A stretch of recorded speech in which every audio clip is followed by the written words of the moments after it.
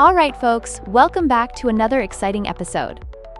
Today, we're diving deep into a fascinating topic, Narcissus and social media, looking in the digital mirror. Now, I know what you might be thinking, right? Social media?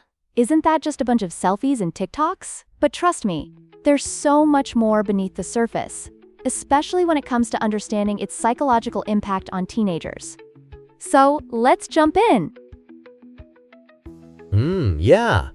That sounds, super interesting. So, what's the deal with social media being, a modern Narcissus mirror? Great question. Picture this, Narcissus, a character from ancient mythology who fell in love with his own reflection. Now fast forward to today. Teens scrolling through their phones, staring at carefully curated images of themselves, and often longing for likes and validation. It's like this never-ending loop of self-reflection that can be both powerful and damaging, right? Oh, wow. That's actually kind of mind-blowing. So, how does this whole thing affect their, self-esteem?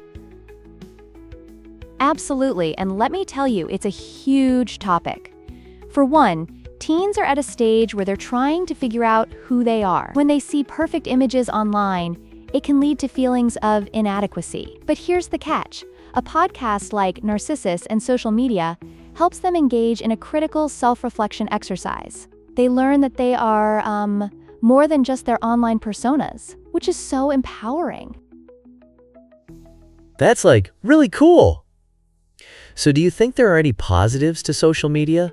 I mean, it can't just be all bad, right? Exactly. You hit the nail on the head.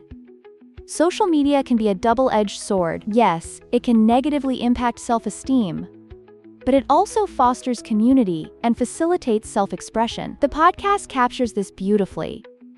It talks about how teens can channel their online experiences into something meaningful, embracing both the good and the bad.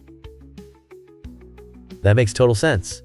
So, you mentioned something about teens needing to talk to trusted adults if they feel overwhelmed. How can that help? Oh, that's such an important point. Imagine you're struggling with something really heavy. Having a supportive adult to talk to can be like, having your own moral compass guiding you through the confusion. Adults can offer different perspectives that teens may not consider, helping them navigate their thoughts and feelings. It's about creating a safe space for dialogue. Wow. So, what about this other podcast you're revising? The Marvel and Modern Mythology? How does it fit into this whole thing about personal growth? Great segue.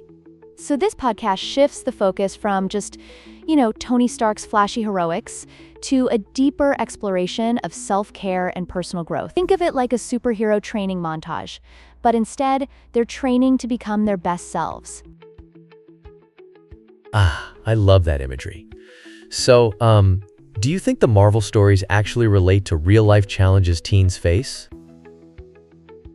Absolutely. Take Spider-Man, for instance. He's this relatable character dealing with school, friendships, and his superhero responsibilities. When teens identify with these characters, it becomes a powerful vehicle for understanding their own struggles. It's like seeing their lives reflected through a superhero lens. That's so relatable. So, how do the exercises in the revised podcast help them? Fantastic question. They're designed to be both impactful and interactive. For example, asking them to write down their origin story encourages self-reflection and connection to their unique experiences.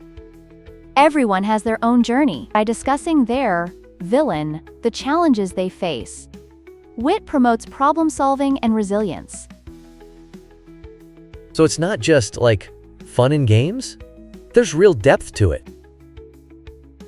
Exactly, and that's the beauty of it. Marvel stories can resonate because they capture the essence of our journeys, showing that every hero starts off as ordinary but has the choice to embrace the extraordinary. Wow, I can't wait to dive into these. So, what's the key takeaway for teens watching those Marvel movies? The key takeaway, my friend, is to reflect on which hero they identify with. What struggles do those heroes face that mirror their own? And most importantly, what lessons can they extract from these narratives? It's about discovering their inner superhero. That's like a brilliant way to think about it. So, I guess with both these podcasts, it's really about understanding ourselves better. Exactly. And encouraging them to reach out when things get tough. So listeners, next time you're checking your social media feed or watching that latest superhero flick, remember, there's a powerful story just waiting to be discovered. Your story. Laughs. I love that. It's like every story has some magic in it, just waiting to be explored.